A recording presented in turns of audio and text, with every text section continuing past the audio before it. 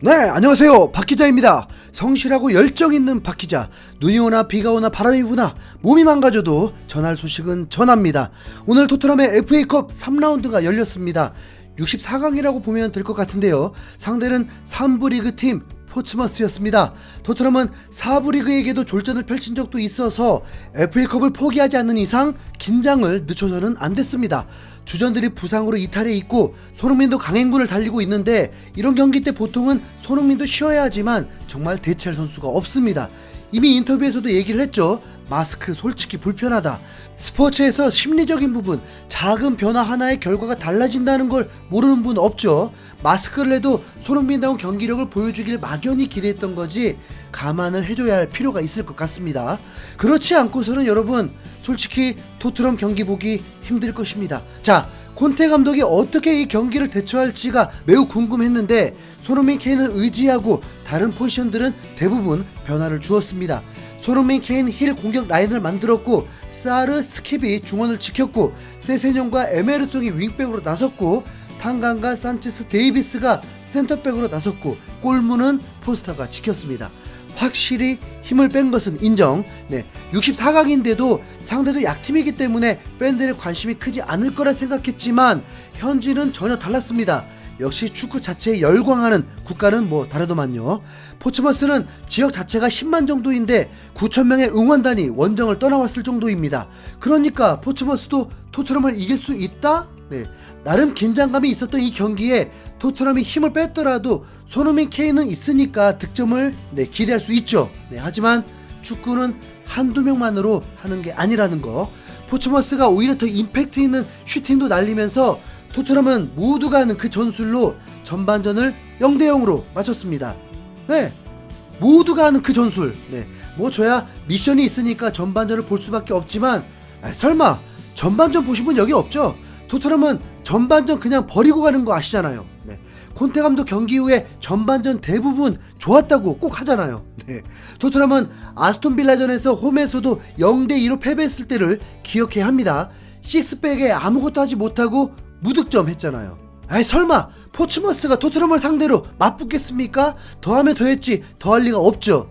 전반 42분에 멋진 광경이 나옵니다.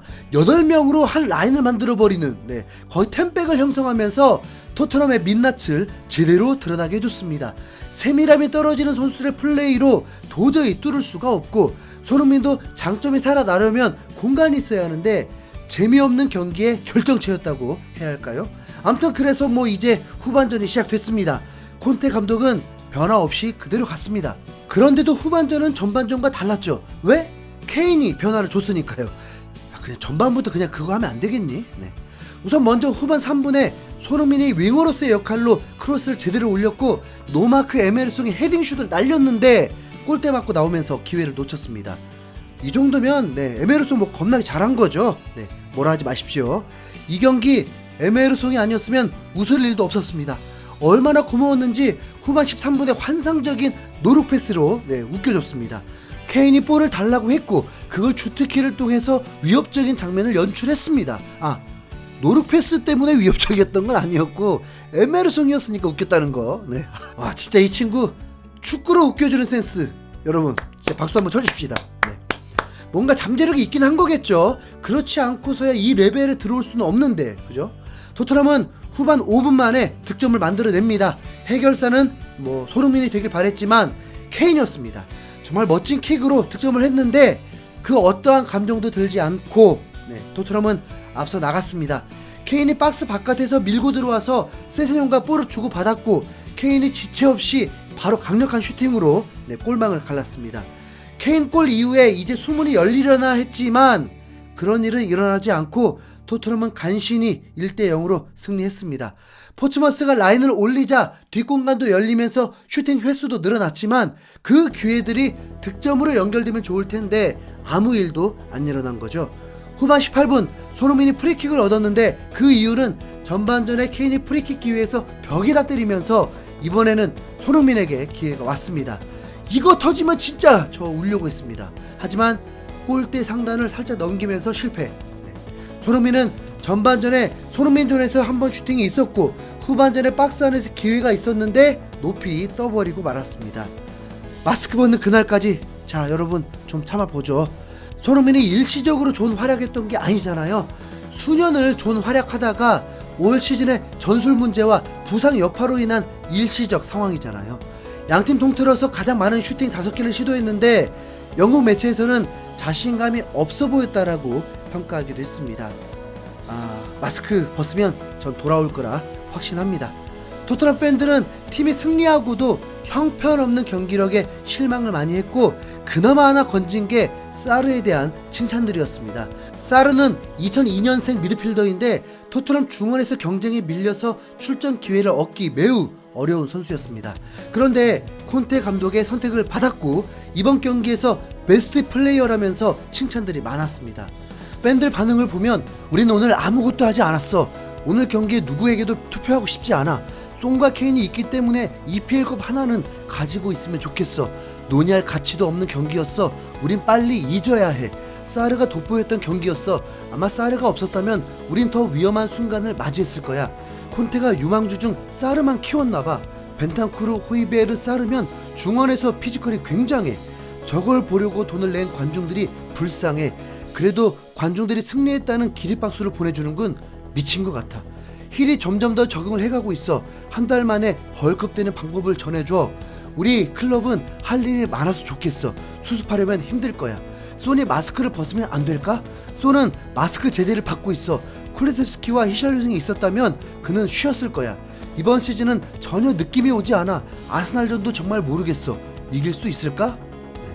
콘테 감독은 가까운 지인이 세상을 떠나면서 충격을 받아 경기 전후 인터뷰를 모두 취소했습니다.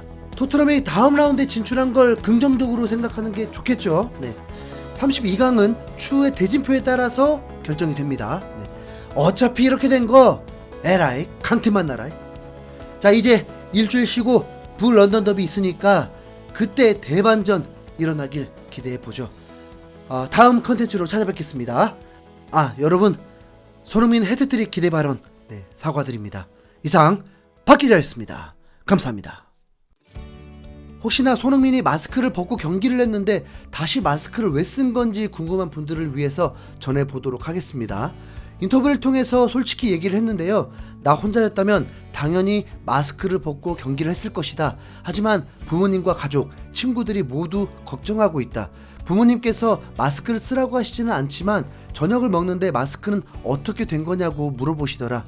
의료진도 당신이 선택하는 것이지만 마스크를 착용하는 것을 권장한다고 했다. 수술을 한 지 7주밖에 되지 않아서 여전히 위험성이 높기 때문이다.